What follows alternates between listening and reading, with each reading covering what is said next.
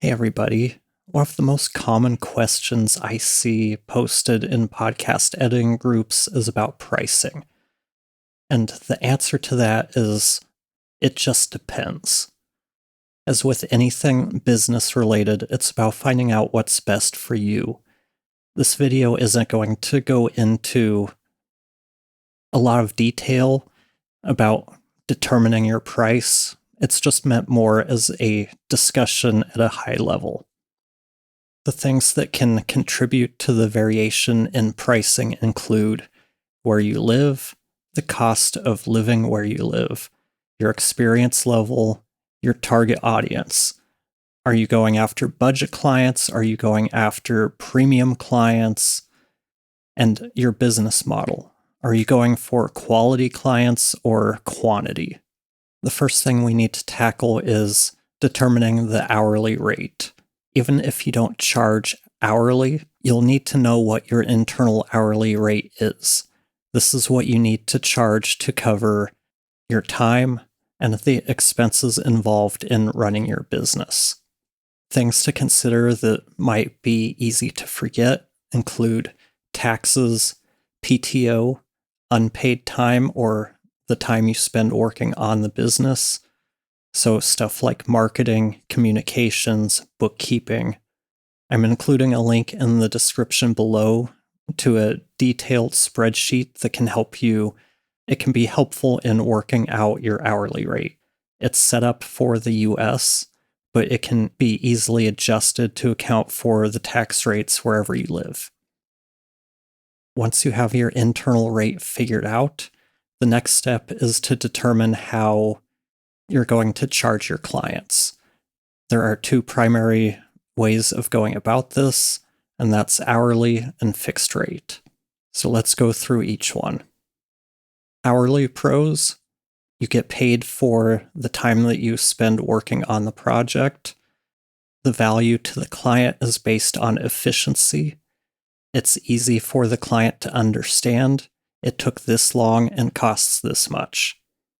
Cons of hourly pricing, the focus becomes more about time than the result, and you get paid less for the same amount of work as you become more efficient. An example of that would be, let's say you're new to editing and you charge $40 an hour for an episode. This episode takes you 6 hours to edit, so you charge them $240. Fast forward 1 year, now you can edit that same episode in 4 hours, and you're charging $160, but you're delivering a better product than you were a year ago. So, is this episode worth less to the client now because you can do it faster? Or is it worth more because you're doing a better job? The pros of flat rate pricing: it provides the client with a fixed rate. The value to the client is based on the deliverable, not the time spent. You become more profitable as you become more efficient. Let's refer back to our example from a minute ago. You're the same editor, you're just starting out, and you're charging $240 per episode, and it takes you 6 hours to complete that episode. You're making $40 an hour. Fast forward to the 1 year mark, you're still charging $240 per episode, but it's only taking you 4 hours to complete. Now you're making $60 an hour.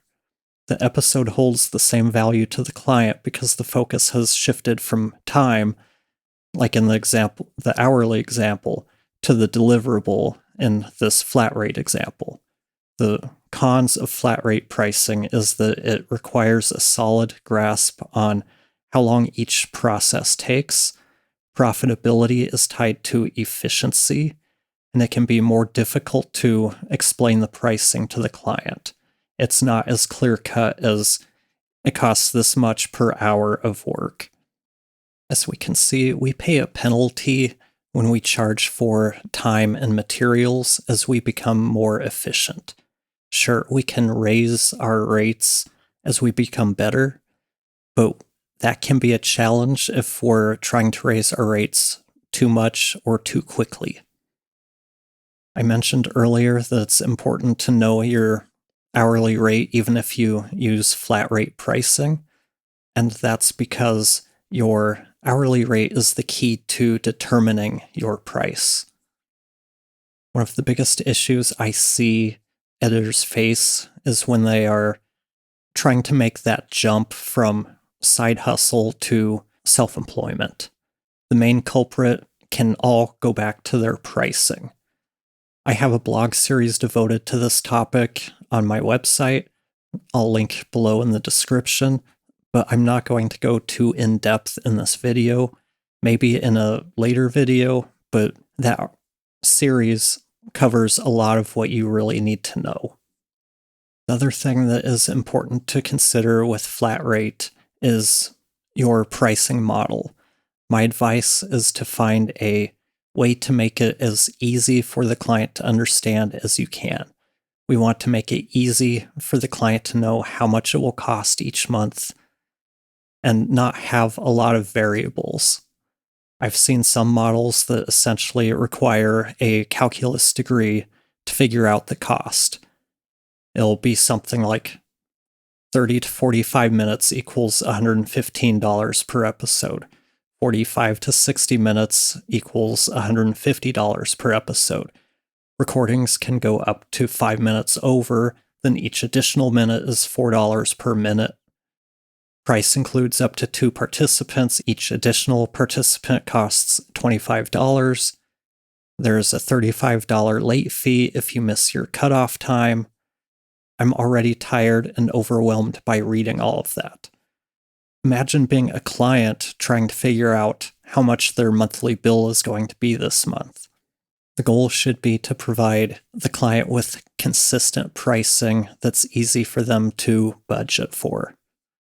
For our clients, we provide custom pricing that varies from one client to the next, because, let's be honest, no 2 clients will have the same exact needs. I present the client with 3 package options.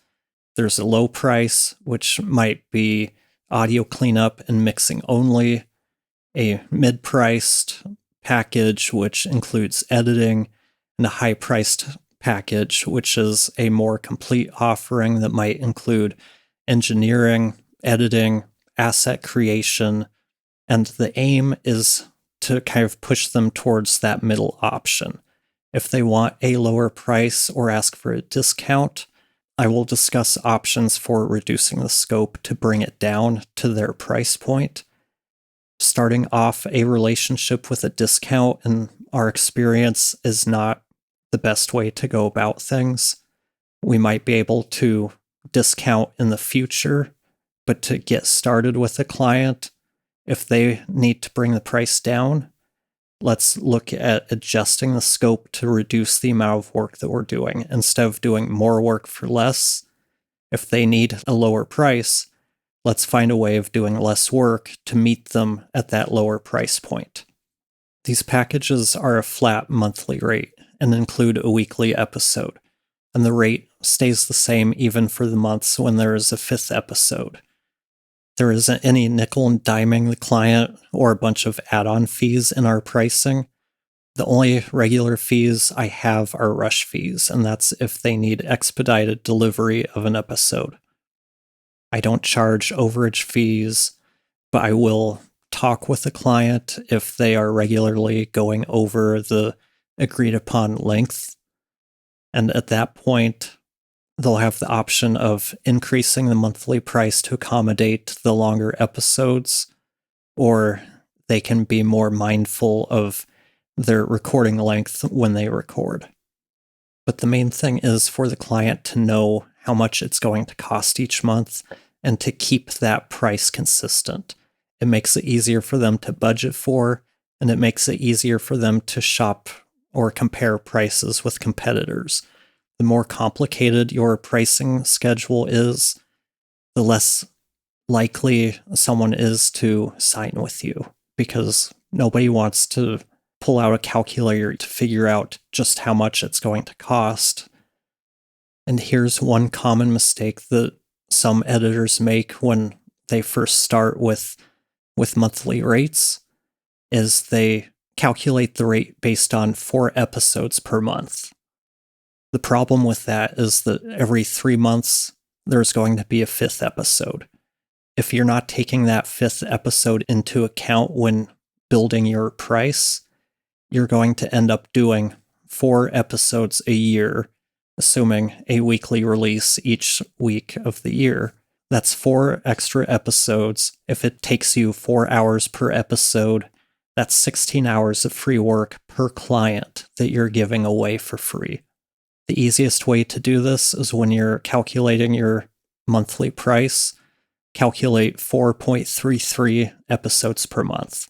This will compensate you for that 5th episode each month, and it keeps the client's pricing consistent month to month. So editors, how do you price your work? Do you do hourly? Do you do flat rate? Do you charge monthly or per episode? Does the client pay you before the work is done, or do they pay after? Share your thoughts in the comments below. I hope you found this helpful, and if you're looking for more help or guidance in running your podcast editing business or making the jump from being a freelancer to self-employment, or if you just need some help navigating the business waters, that's what we're here for. Check out the pro group in Tansiaster Academy. And thank you for watching. I'll see you all next time.